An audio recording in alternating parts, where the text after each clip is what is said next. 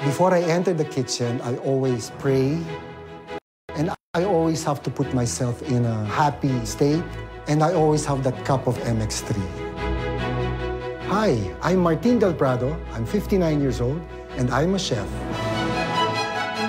The kitchen is really my happy place, and it gives me a lot of pleasure and joy.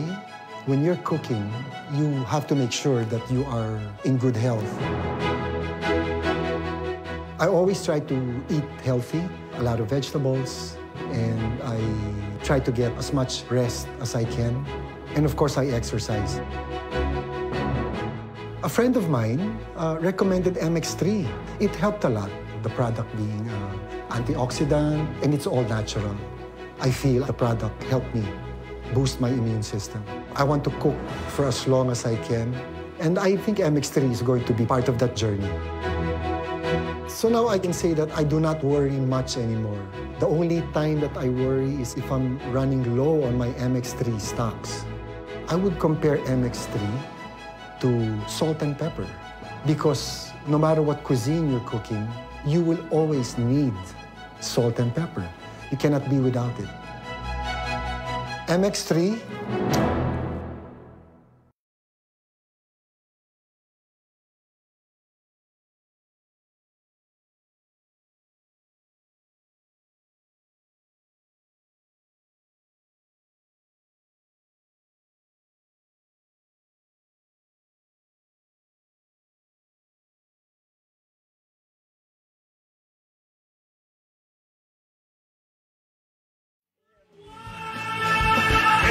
Araw at gabi mo'y tunay na sasaya dito. Sagot namin, tugtugan, kantahan, walang patid na tawanan at kulitan. Huwag mong sabihin radyo, sabihin mo number 1 Energy. Ito ang number 1 06.7 Energy FM. Sa bayong pisina, kotse, taxi at jeep. What? Tricycle, FX, bus na masigip. Okay, ah. Palengke, internet, plaza, karinderya. Energy FM, nagbibigay saya. Huwag mong sabihin radyo, sabihin mo Number 1 Energy. Pangga, Energy kaibigan mo. Pangga, Energy ang numero 1.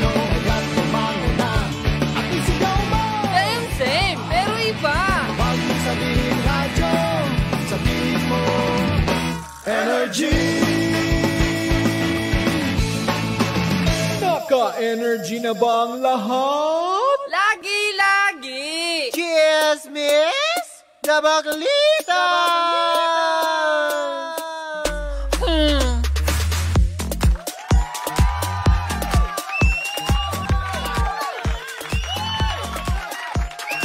Ay! Good morning! Huwag kayo manahimik. Magpalakpakan. Magpalakpakan tayo para sa umagang kay ganda. Uy, hindi ito yung sa, ibang istasyon yon ng telebisyon. Bakit natin binabanggit ang mga shows nila? Hindi. Hindi ganun yon. Magandang umaga sa lahat ng mga misis na ngayon ay naghahanda ng kanilang mga pananghalian. Sa mga mister na nakahilata pa sa mga oras na ito dahil tinatamad pumasok sa kanilang mga trabaho dahil nakulasing ka na naman kagabi. Grabe naman. For the batugan, talagang dadagukan kanya ni Mrs. Magandang umaga po sa ating mga tagapakinig all over Metro and Mega Manila. Kayo pa rin ay nakikinig sa number 1 06.7 Energy FM. Panggawag mong sabihin radyo, sabihin mo. At sa ngalan ng aking partner na si Kapitana Sisa, ako po ang inyong Tita Cora at ito ang Baklitas. Woo! Woo! At ako po ay makakasama nyo sa loob ng isang oras na puno ng chismisan, tawanan at musika dito po sa 106.7 Energy FM. At ipagchichismisan ng mga buhay-buhay ng may buhay. Oo naman. Hindi naman natin i-deny na itong programang ito ay punong-puno ng chismisan. Yun naman talaga yung purpose. May iba pa ba? Kung may iba pa, edi wala na tong programa na to. Siyempre, para magbigay na din ng impormasyon sa ating mga pangga. Para hindi 2 MB ang utak. Hoy, doon ka sa malayo. Umiinit ang head ko sa'yo dun. Anyway, pangga, ito na nga pagchichismisan natin. Itong pinakauna natin pagchichismisan for today's video. Alam nyo ba na may kumakalat itong mga nakarang araw na itong Eat Bulaga ng Tape Incorporated ay lilipat di umano. Ayan, pinapakita na natin sa ating screen. Ayan, ang Tape Incorporated Eat Bulaga ay lilipat daw di umano sa All TV na pagmamay-ari ng mga bilyar. Nakakaloka yon. Saan ang galing ang chismis na ito? Ay eto na nga. During the weekend ay ating na mga nakalap ang chismis na ito na di umano ang pinagbulan ng chismis ay dahil sa kumakalat na picture nitong si Senator Mark Villar. Dahil di umano sa pagbate nitong isa sa may-ari, ayan, ng Tape Incorporated na si, ano ba pangalan nun? Si Mr. Halushos. Ayan, binati di umano ni Dapitan, alkalde, Dapitan, paano ba?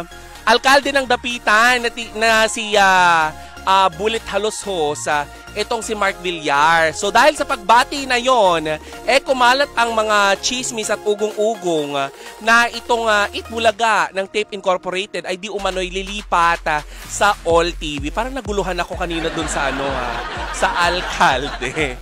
Diba? Parang 2 MB ang utak ng girl for today's video. Bakit ganon?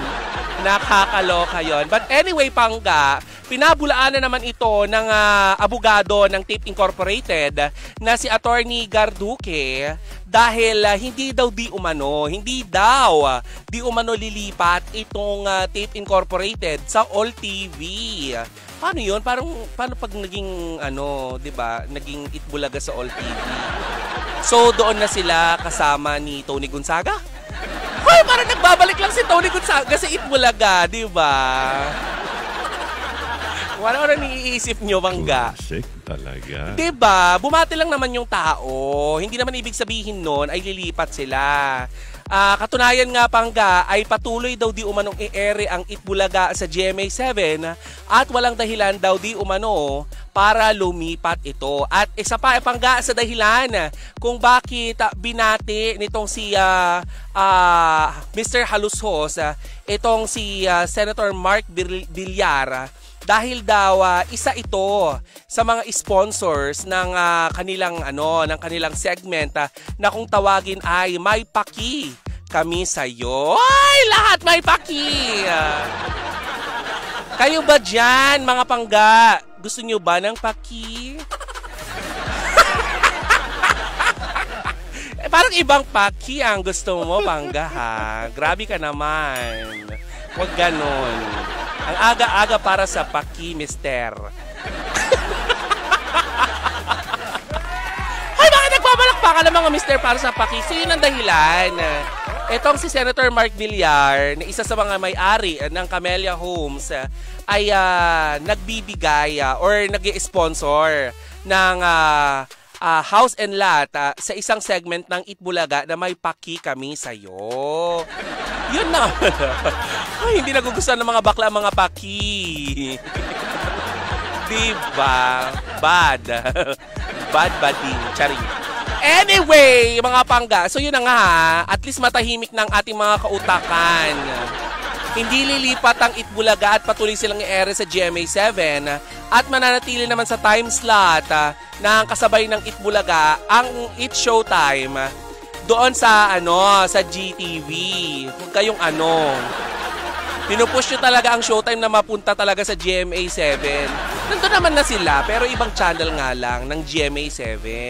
Huwag kayong nangunguna, mga chismosa kayo. Nagsalitang hindi chismosa. By the way, panggayan muna ang ating chikahan ngayong unang yugto ng ating chismisan this morning. Ayan. Sa ating pagbabalik, pangga, magbibigay ulit tayo ng isa pang chismis na tiyak naman talagang ikakagimbal na mga fans ng ating, paano ba, pambansang Mimea? O, si Mimea, tungkol sa ating Mimea, kaya dyan lamang kayo, huwag kayo maglilipat ng inyong mga radyo. Tumutok pa rin dito sa number 1, 06.7, Energy FM. Pangga, huwag mong sabihin radyo, sabihin mo.